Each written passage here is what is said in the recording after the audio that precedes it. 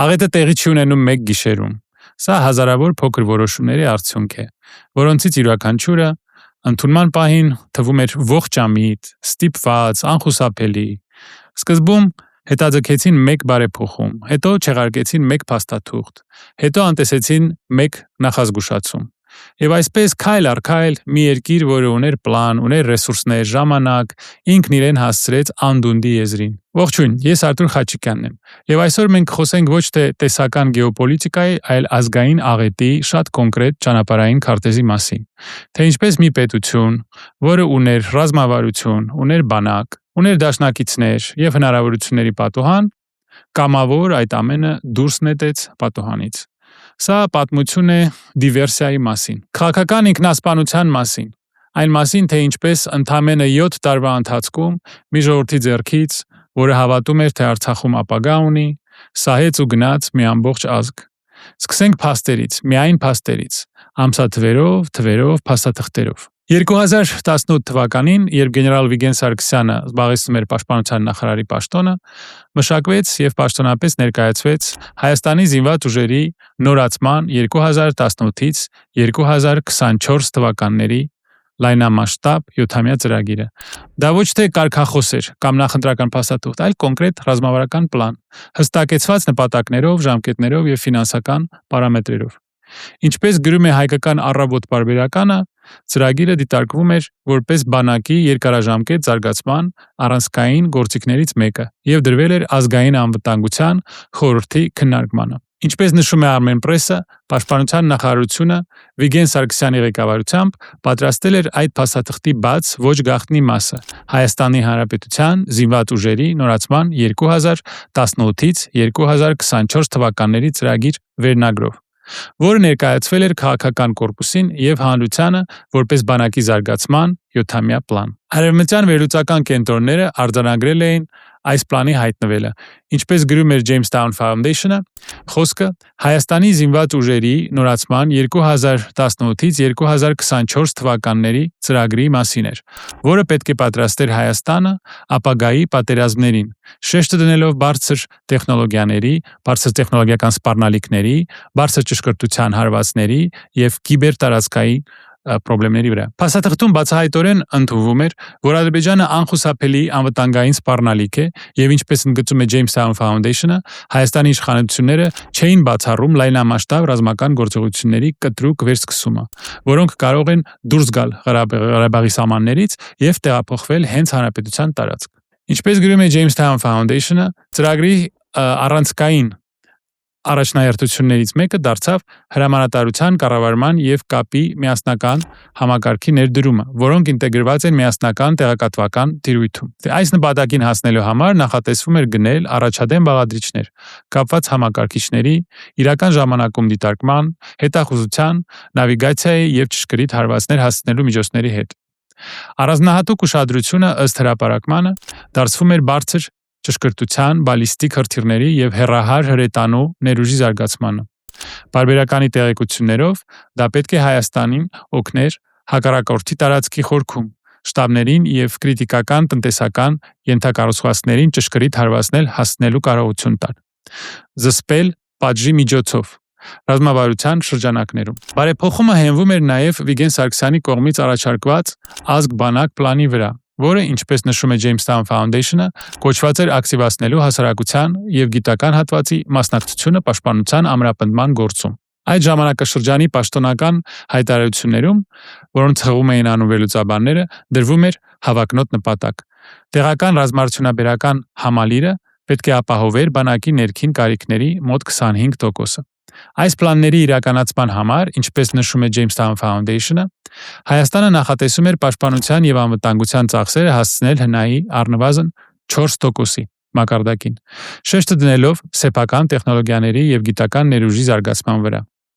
Պարբերականի փորձագետների կարծիքով նման ծրագիրը ակտիվ զսպման համակարգ ստեղծելու մի փորձ էր, որը ընդունակ կլիներ ագրեսորին հասցնել ոչ համաչափ վնաս հարձակման դեպքում։ Բայց ահա թե ինչ տեղի ունեցավ այն պահին, երբ Փաշինյանը եկավ իշխանության 2018 թվականի մայիսին։ Պլանը գրեթե ամբողջությամբ սառեցվեց։ 2019 թվականին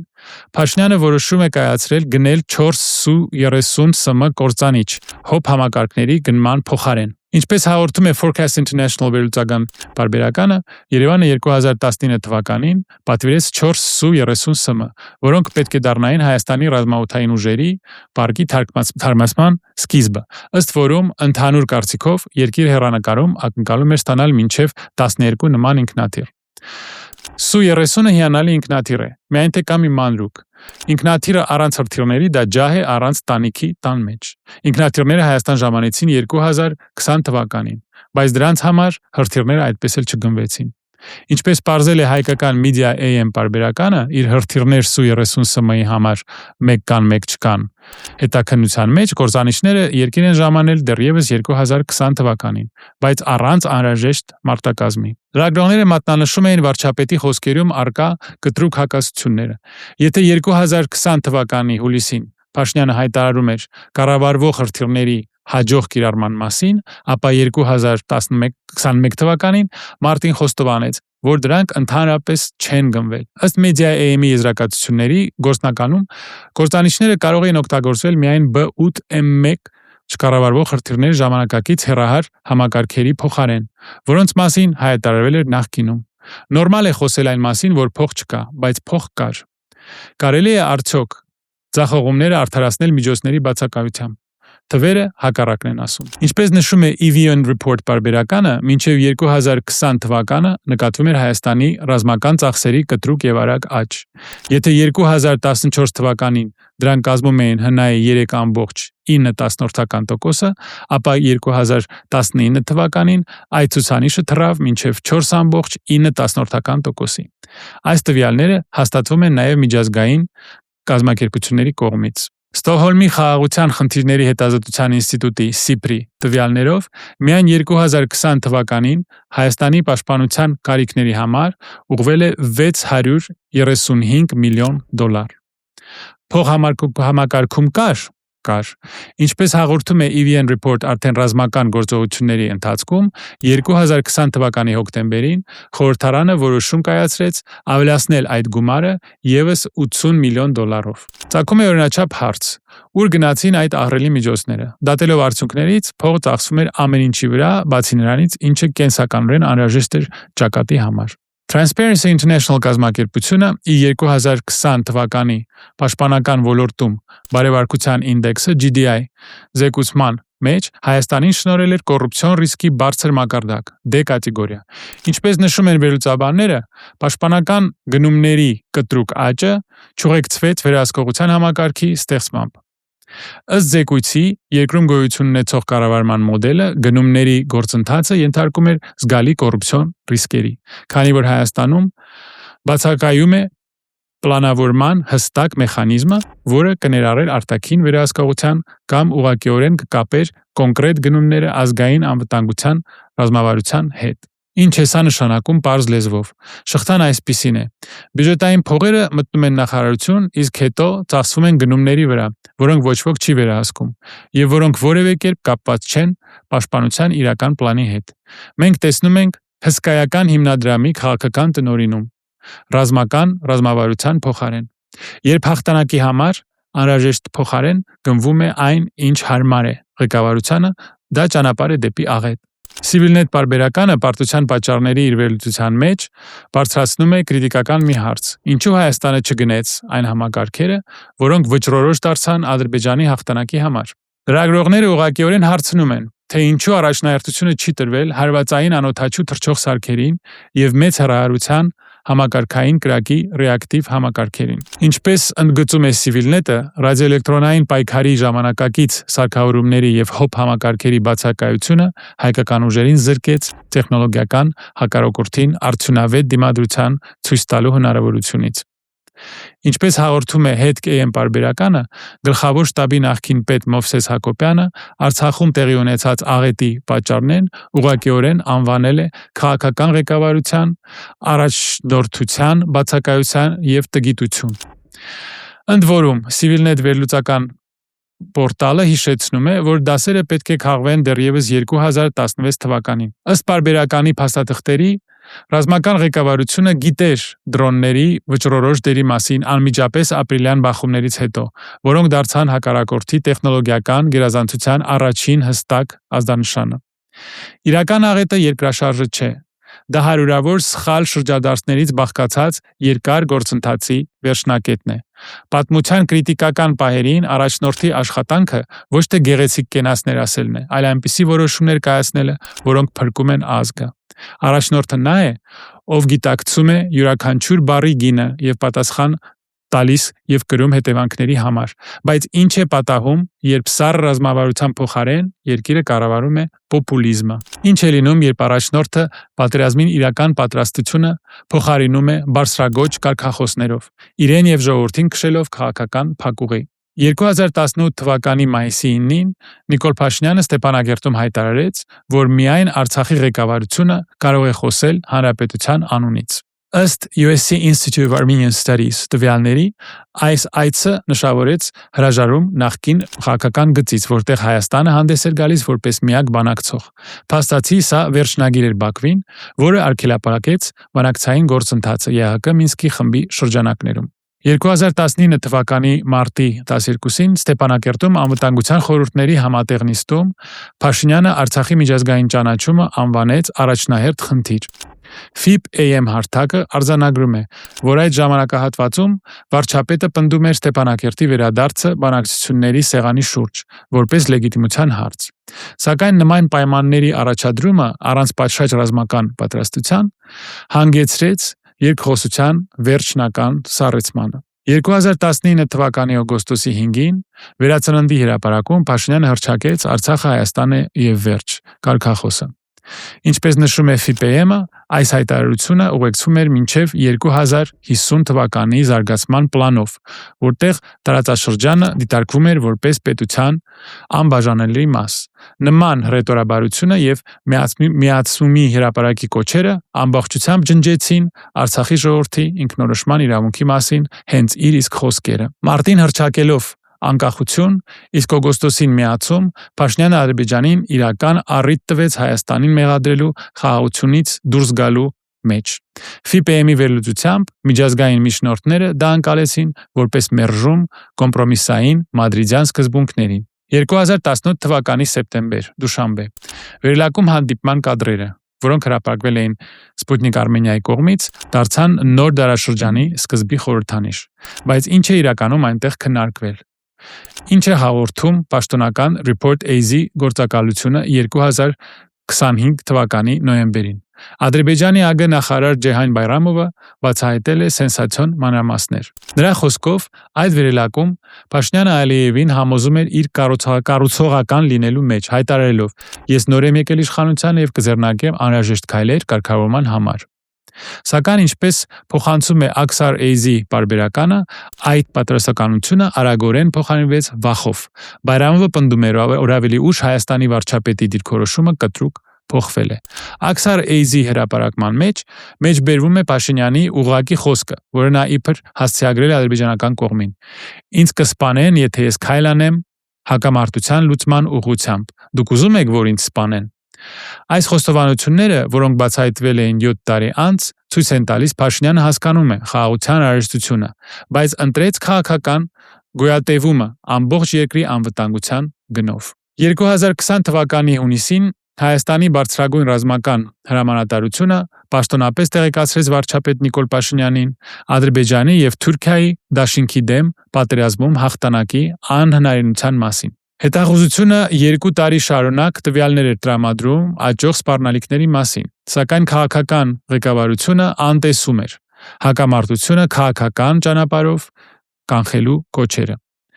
Ինչպես փոխանցում է Civilnet պարբերականը, 2020 թվականի հունիսին Գլխավոր շտաբի պետ գեներալ-գնդապետ Օնի Գասպարյանը Փաշինյանին ներկայացրեց զեկույց սպասվող հակամարտությունը Թուրքիայի մասնակցության բարձր հավանականության մասին։ Գասպարյանը ուղղակիորեն հայտարարեց, որ Հայաստանի զինված ուժերը չեն կարողանա հաղթահարել նման սպառնալիքը եւ պնդում էր բոլոր քաղաքական ջանքերի գործադրումը պատերազմը կանխելու համար։ 4 օր անց, հունիսի 12-ին, այս նախազգուշացումը պաշտոնապես կրկնեց ազգային անվտանգության խորհրդի նիստում երկրի ողջ բարձրագույն քաղաքական դասի առջև։ Ըստ Armenpress գործակալության հաղորդմանը, ԱԱԾ հետախուզությունը կանոնավոր կերպով զգուշացնում էր պատերազմի հավանականության մասին 2018 թվականի մայիսին, Փաշինյանի իշխանության գալու պահից սկսած։ 2023 թվականի հունիսին վարչապետը խորհրդարանական լսումների ժամանակ ընդունեց, որ հատուկ ծառայությունները անընդհատ արձանագրել են աճող սպառնալիքը իր կառավարման ողջ ընթացքում։ Անմիջապես ռազմական գործողությունների սկսելուց առաջ 2020 թվականի սեպտեմբերին հակամարտության հավանականությունը գերատեսչության կողմից գնահատվում էր 30%, ինչը հաստատում է երկրի ղեկավարության լիակատար տեղեկացվածությանը իրավիճակի մասին։ Ներխուժման սկսվելուց 2 օր առաջ հայկական հատուկ ծառայությունները ստացան նախապատրաստվող գործողության ուղղակի ապացույց։ Ըստ Armenpress-ի տվյալների 2020 թվականի սեպտեմբերի 25-ին իրականացվել է թուրքական F-16 կործանիչների օդաչուների ռադիոխոսակցությունների գաղտնալսում։ Օդաչուները քննարկում էին իրենց մասնակցությունը կիրակի օրը նախատեսված կարևոր իրադարձությանը, որը դարձավ լայնամասշտաբ պատերազմի սկզբի օրը, սեպտեմբերի 27-ը։ Այս տեղեկատվությունը ստիպեց զինվորականներին սկսել մարտական պատրաստականության փուլային բարձրացումը, բայց ժամանակին քաղաքական որոշումների բացակայությունը երկիրը թողեց խոցելի վիճակում։ 2020 թվականի սեպտեմբերի 27 պատերազմի սկիզբը։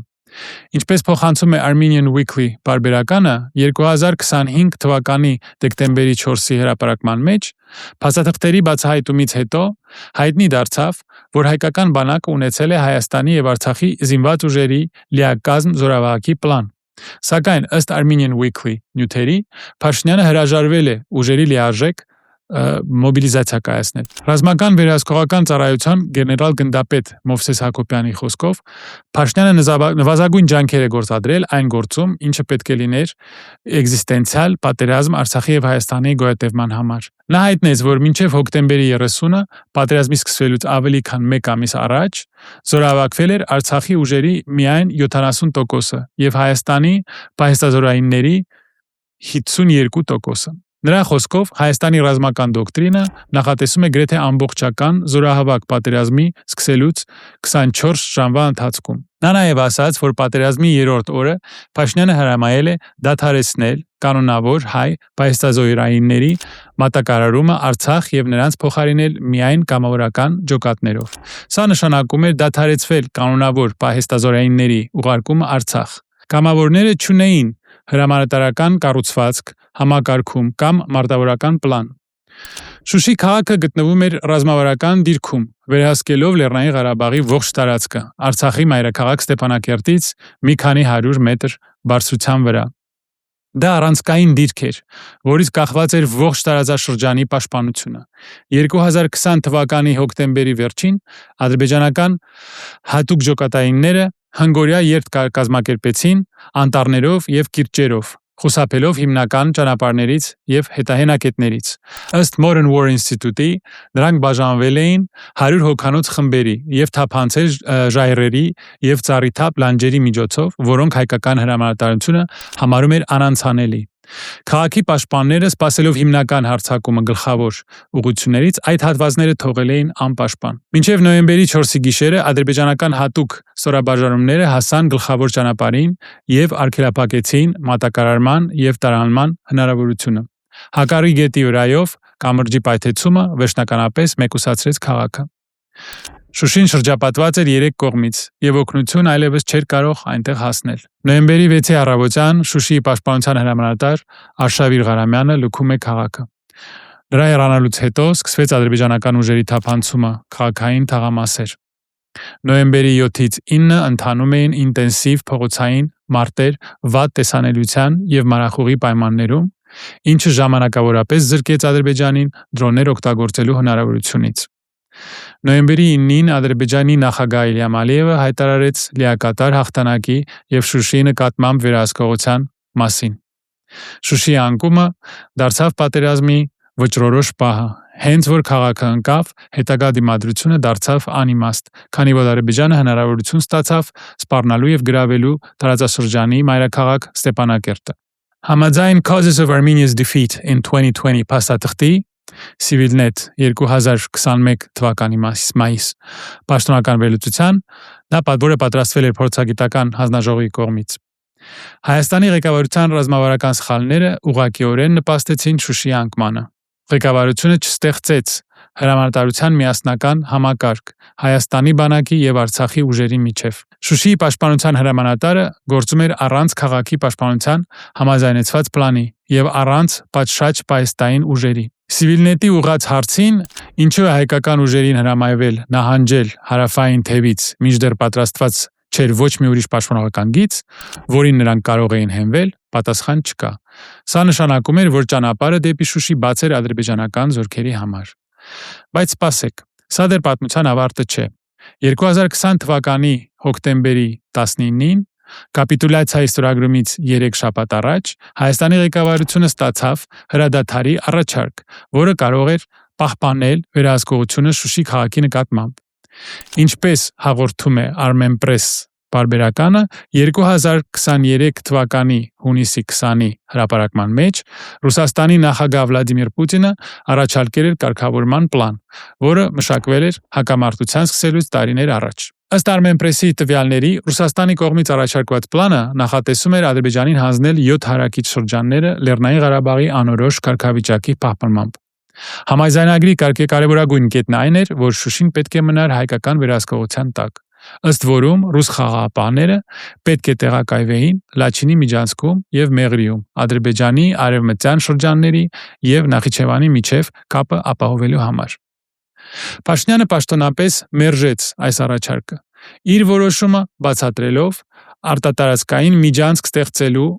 անցանկանալիությամբ։ Armenpress-ը մեջբերում է նրա հայտարարությունը խորհրդարանական լսումների ժամանակ։ Ես չհամաձայնվեցի, որ Հայաստանի տարածքում առաջանա մի շերտ, որը չի գտնվում նրա վերահսկողության տակ։ Ես ասացի, որ համաձայն եմ ճանապարհին, բայց ոչ միջանցքին։ Վարչապետը համարում էր, որ նման պայմանը կխախտի երկրի սուվերենությունը, թեև հետագայում համաձայնվեց TRIP ձևաչափին։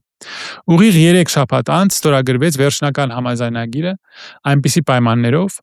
որոնք զգալիորեն ավելի վատն էին, քան հոկտեմբերյանը։ Ըստ Armenpress-ի տեղեկությունների, նոր փաստաթղթով Շուշին հանձնվում էր Ադրբեջանին, իսկ նրա վերահսկողության տակ անցավ Լեռնային Ղարաբաղի տարածքների ավելի քան 72%-ը։ Հայաստանը կորցրեց ռազմավարական քաղաքը, բայց միևնույն ժամանակ մնաց նույն իրավիճակում Մեղրիով տրանսպորտային հաղորդակցության հարցի վերաբերյալ։ Մերժելով հոկտեմբերին այդ առաջարկը, որը պահպանում էր Շուշին, Փաշինյանը պատերազմը շարունակեց եւս 3 շաբաթ առանց որևէ հաղթելու հնարավորության։ Հոկտեմբերի 19-ից հետո յուրաքանչյուր օրը սպանվում էին եւ վիրավորվում էին մարդիկ այն տարածքների համար, որոնք ի վերջո կորցվեցին ամեն դեպքում։ Պատերազմի ավարտից հետո 2020 թվականի նոյեմբերի 10-ին Հայաստանի ղեկավարության հռետորաբանությունը սկսեց ենթարկվել խորը փոփոխությունների։ Եթե 2020 թվականի նոյեմբերին վարչապետը խոսում էր բացառապես ազգային ցավի եւ ողբերգության մասին, ապա մինչեւ 2021 թվականը նրա ելույթները ստացան այլ բնույթ։ Ինչպես գրում է Armenian Weekly-ն, Փաշինյանը պատասխանելով լրագրողների հարցերին ասում է. ինչպես կարելի է Շուշին համարել հայկական վերահսկողության տակ գտնվող մի քաղաք, եթե բնակչության 96%-ը ադրբեջանցիներ են։ Այնուհետև Փաշինյանը հիշատակեց Ադրբեջանի նախագահ Իլհամ Ալիևի առաջարկը 2020 թվականի հոկտեմբերի 19-ին պատերազմի ավարտից մի քանի շաբաթ առաջ ընդունել հրադադարի մասին Հայաստանի պահանջը, այն պայմանով, որ հայերը թույլ կտան նախկին ադրբեջանցի բնակիչներին վերադառնալ Շուշի, հայկական կառավարման ներքո։ 2018-ի եւ 2022-ի միջև տեղի ունեցավ Փաշինյանի դիրքորոշման լիակատար փոփոխություն Լեռնային Ղարաբաղի հարցում։ Այս փոփոխությունը արտացոլված է Fact Investigation Platform-ի մանրակրկիտ վերլուծության մեջ, որը փաստաթղթավորում է նրա դիսկուրսի փոփոխության յուրաքանչյուր փուլը։ 2019 թվականի օգոստոսին Ստեփանակերտում տեղի ունեցած հանրահավաքում Փաշինյանը արտասանեց այն արտահայտությունը, որը դարձավ այդ ժամանակաշրջանի նրա դիրքորոշման խորհրդանիշը՝ Արցախը, Հայաստանը եւ վերջ։ Դա կտրուկ անվերապահ ձևակերպում էր։ Նույն ժամանակաշրջանում ըստ ՖԻՊ-ի վերլուծության Փաշինյանը պնդում էր, որ Թավշյա հեղափոխությունը պետք է անխուսափելիորեն հանգեցնի Արցախի ինքնորոշման միջազգային ճանաչմանը, եւ որ ինքը պատրաստ է բանակցել միայն Լեռնային Ղարաբաղի ժողովրդի ինքնորոշման իրավունքի ճանաչման հիման վրա։ Մինչև 2021 թվականի դեկտեմբերը, պատերազմից ընդամենը 1 տարի անց, Փաշինյանը բացահայտ հայտարարեց, որ Լեռնային Ղարաբաղի վերջնական կարգավիճակը պարտադիր չէ, որ նշանակի նրա անկախությունը։ Տեսեք, հայ հանրության շրջանում իմիջիալոց նաև որոշակի պրոպագանդայի արդյունքում ձևավորվել է հետևյալ բան, որ եթե մենք ասում ենք окончательный статус Նագորնո Ղարաբաղը, այդ ուրեմն նշանակում է անկախություն Ղարաբաղի կամ չգիտեմ ուրիշ մի բան։ Իսկ ով է դա ասել։ ՖԻՊ-ը բարձրացնում է այս պահը որպես շրջադարձային կետ, երբ Փաշինյանը սկսեց հրաժարվել ինքնորոշման եւ անկախության մասին նախկինում արած իր հայտարարություններից։ Մինչև 2022 թվականի ապրիլը, ըստ ՖԻՊ-ի փաստաթղթերի, Փաշինյանը հայտարարեց Լեռնային Ղարաբաղի կարգավիճակի վերաբերյալ պահանջների նշաձողը իջեցնելու անհրաժեշտության մասին։ Նա խորհրդարանին փոխանցեց, որ միջազգային հանրությունը Հայաստանից պահանջում է անել հենց դա, եւ որ դա առանց նման պայմանների համաձայնության Հայաստանը աջակցություն չի ստանա։ Փաշինյանը այդ օրը խորհրդարանում հանդես եկավ բավականին անկեղծ ելույթով հայտարարելով, որ միջազգային հանրությունը պահանջում է նշաձողը իջեցնել Արցախի կարգավիճակի հարցում։ Այդ նշաձողը ըստ վերջին տարիների Փաշինյանի հրապարակային ելույթներին դարձել էր Արցախի ժողովրդի ինքնորոշման իրավունքի իրացումը կամ անկախության ճանաչումը։ Նրա խոսքով միջազգային հանրությունը Հայաստանին ասում է, որ լինել աշխարհում միակ երկիրը, որը երկկողմ մակարդակով չի ճանաչում Թուրքիայի դաշնակից Ադրբեջանի տարածքային ամբողջականությունը, մեծ սպառնալիք է ոչ միայն Արցախի, այլև Հայաստանի համար։ Միջազգային հանրությունը կրկին մեզ ասում է՝ մի փոքր իջեցնել մեր նշաձողը Լեռնային Ղարաբաղի կարգավիճակի հարցում։ Հակառակ դեպքում միջազգային հանրությունը ասում է՝ խնդրում ենք մեզ վրա հույս չդնել, ասաց Փաշինյանը։ Մինչև 2022-2023 թվականները այս փոխակերպումը վերածվեց մի ամբողջ փիլիսոփայական համակարգի։ Փաշինյանը սկսեց տարբերակել իրական Հայաստանը եւ պատմական Հայաստանը, դրանք ներկայացնելով որպես անհամատեղելի եւ նույնիսկ միմյանց հետ հակասող։ Ըստ Օնիկ Ջեյմս Գրիգորյանի վերլուծությանը Hague Research-ի համար Pashinyan's Populist Shift from Nationalism to Pragmatism 2024 թվականի մայիսին Փաշինյանը զարգացնում է այս փաստարկը սահմանազատման համատեքստում։ Նա պնդում է, որ իր կառավարությունը եկել է այն համոզման, որ պատմական Հայաստանը եւ ժամանակակից Հայաստանը ոչ միայն անհամատեղելի են, այլ հաճախ հակասության մեջ են միմյանց հետ։ Գրիգորյանը հայտարարում է, որ Փաշինյանը սահմանազատումը կապում է իրական Հայաստանի եւ պատմական Հայաստանի միջև սահմանազատման հետ։ Ոչ միայն աշխարհագրական գործընթաց, այլև հոգեբանական եւ քաղաքական գործընթաց։ Գրիգորյանի խոսքով այս վերագնահատումը թույլ տվեց Փաշինյանին արդարացնել սահմանադրական փոփոխությունները, ներառյալ Արարատ-Լեռան պատկերի հնարավոր հեռացումը պետական խորհրդանիշներից, քանի որ Արարատը գտնվում է Թուրքիայի տարածքում։ 2023 թվականի մայիսին Փաշինյանը ասաց երեխաներին, ովքեր սխալմամբ Արարատը անվանել են Հայաստանի ամենաբարձր լեռը. Մենք բոլորս շփոթում ենք հայրենիքի եւ պետության հասկացությունների տարբերակման մեջ։ Մենք անընդհատ ստիպված ենք ընտրություն կատարել հայրենիքի եւ պետության միջև, եւ մեր ընտրությունը պետք է լինի ի օգուտ պետության, որովհետեւ մենք անընդհատ պարտվելու ենք։ 2024 թվականի հունիսին Փաշինյանը արտասանեց այն արտահայտությունը, որը մեջբերում է Civilnet-ը։ Մենք չենք կորցրել Լեռնային Ղարաբաղը, մենք գտել ենք Հայաստանի Հանրապետությունը։ Civilnet-ը իր Pashinyan's Sovereignty Illusion Losing Karabakh Finding Armenia վերլուծության մեջ սա բնութագրում է որպես post-ճշմարտության օրինակ, անհերկելի փաստերի վերաիմաստավորում եւ հուզական եւ խորհրդանշական պրիզմայով։ Ըստ պարբերականի ողբերգությունը ոչ թե հերկվում է, այլ վերաիմաստավորվում, պարտությունը դառնում է զոհաբերություն, ինքնիշխանությունը հռչակվում է, այլ ոչ թե ցուցադրվում։ Ինչը վերաբերվում է քաղաքական գործընթացին, ապա Գրիգորյանը իր վերլուծության մեջ նշում է, որ Փաշինյանի վարկանիշը 2018 թվականի 70%-ից իջել է մինչև 20% 2023 թվականի դեկտեմբերին։ Այս իրավիճակում պարտության վերամեկնաբանությունը որպես ձեռքբերում ծառայում է երկու նպատակի՝ շեղել հանրային դիսկուրսը, ռազմական պարտության համար պատասխանատվությունից խուսափելու համար եւ ստեղծել ազգային վերածննդի նարատիվ։ Գրիգորյանը արձանագրում է, որ այս ռազմավարությունը հենվում է Փաշինյանի ֆիրմային պոպուլիզմի վրա, որը նախկինում թույլ էր տալիս նրան մանիպուլացնել լսարանին։ Սակայն նշում է վերլուծաբանը, նման մոտեցումը ունի խնդիրներ։ Այն թույլ չի տալիս անցկացնել վերջին պարտության լուրջ հետաքննություն, որը անհրաժեշտ կլիներ պետական ներուժի վերականգնման համար։ Սիվիլնետը զգուշացնում է, որ դա խոչընդոտում է քաղաքական հասունությանը, ինքնիշխան Հայաստանը չի առաջանա հանրային կարծիքի հետ մանիպուլյացիաների արդյունքում։ Այն կարելի է կառուցել միայն վերջին պատմության սթափ իմաստավորման, պետական ներուժի վերականգնման ուղղությամբ անկեղծ ջանքերի եւ քաղաքական հասունության միջոցով, որը թույլ է տալիս ընդունել ձախողումը առանց այն որպես հաղթանակ ներկայացնելու։ Եթե Հայաստանը իրոք պետք է գտնել, այն պետք է կառուցել, այլ ոչ թե պատկերացնել։ Ըստ Գրիգորյանի, միջազգային հանրությունը հավատում է բարեփոխումների եւ խաղաղության որոնման մասին Փաշինյանի այս նարատիվին, որովհետեւ դա ավելի հարմար է, քան ընդունել այլընտրանքային մեկնաբանությունը, որ առաջնորդը, ով գործում է անպատասխանատվությամբ, երկիրը հասցրել է աղետի։